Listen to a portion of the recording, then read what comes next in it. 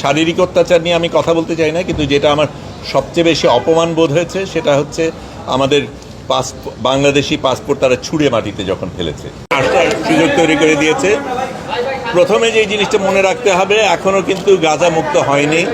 গাজার মানুষরা এখনও আক্রান্ত, তাদের উপর এখনও নির্যাতন চলছে, এবং সেটা যতক্ষণ না হয় আমাদের কাজ কিন্তু শেষ হয়নি।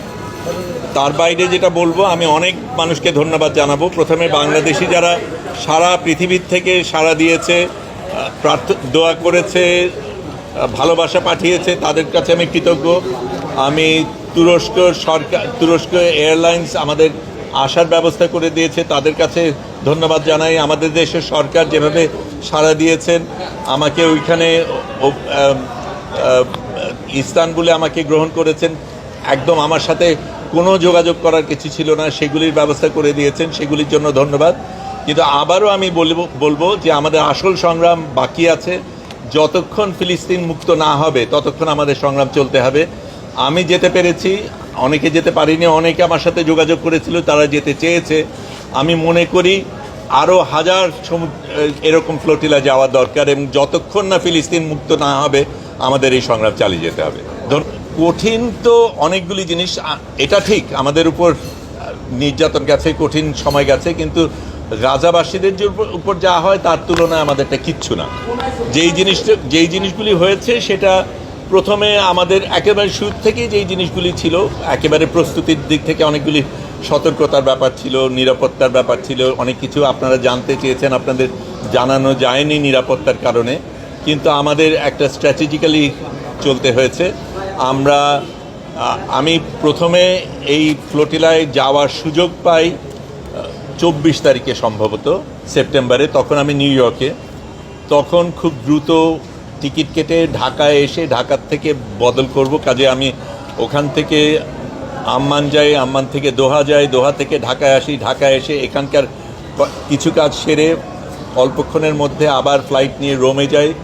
রোমের থেকে আমরা যেখানে যাওয়ার কথা ছিল 28 তারিখ সন্ধ্যার মধ্যে আমাদের ব্রিন্দিসি বোধহয় জায়গাটার নাম, হ্যাঁ ব্রিন্দিসি, ওখানে পৌঁছানো সম্ভব ছিল না এই সময়ের মধ্যে। কাজেই যেটা করি, রোম পর্যন্ত যাই, রোম থেকে আবার রাতের বাস নিয়ে 10.5 ঘন্টা গিয়ে লেচ্ছেতে যাই, সেখান থেকে আরেকটা বাস নিয়ে ট্রেন স্টেশনে যাই, ওখান থেকে ট্রেন যাত্রা করে আরেকটা বাস নিয়ে বাকি পথ হেঁটে ওখানে আমি 29 তারিখ সকালে পৌঁছাই।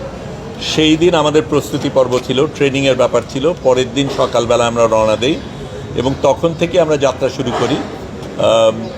তারপরে আমাদের আগে ছোট 8টা ফ্লোটিলা রওনা দিয়েছিল, তারপরে আমরা রওনা দিই। এটা ছিল সবচাইতে বড় ফ্লোটিলা পুরো সব কিছুর মধ্যে, অনেক বড় অন্যদের থেকে। এবং আমাদের প্রধান এর মধ্যে আরোহী ছিল সংবাদকর্মীরা এবং স্বাস্থ্যকর্মীরা, এবং আমাদের ইচ্ছা করেই সেটা করা হয়েছিল, কারণ এই কর্মীদের উপরে সবচেয়ে বেশি আক্রোশ ছিল ইসরায়েলের, সবচেয়ে বেশি হত্যা করা হয়েছে এই সংবাদকর্মী এবং স্বাস্থ্যকর্মীদের। কাজে আমরা সেটার প্রতিবাদে গিয়েছি, এবং যদিও আমাদের সাথে ত্রাণ ছিল, ত্রাণ দেবার উদ্দেশ্যে না, আমরা যাতে ওদের উপর বোঝা না হই সেই কারণে আমরা নিয়ে গিয়েছিলাম। কিন্তু যেটা আমাদের খারাপ লেগেছে সেটা হচ্ছে এই ত্রাণগুলি ইসরায়েলিরা নিয়েছে। কিন্তু আমার কাছে যেটা সবচেয়ে বেশি, শারীরিক অত্যাচার নিয়ে আমি কথা বলতে চাই না, কিন্তু যেটা আমার সবচেয়ে বেশি অপমান বোধ হয়েছে সেটা হচ্ছে আমাদের বাংলাদেশি পাসপোর্ট তারা ছুঁড়ে মাটিতে যখন ফেলেছে।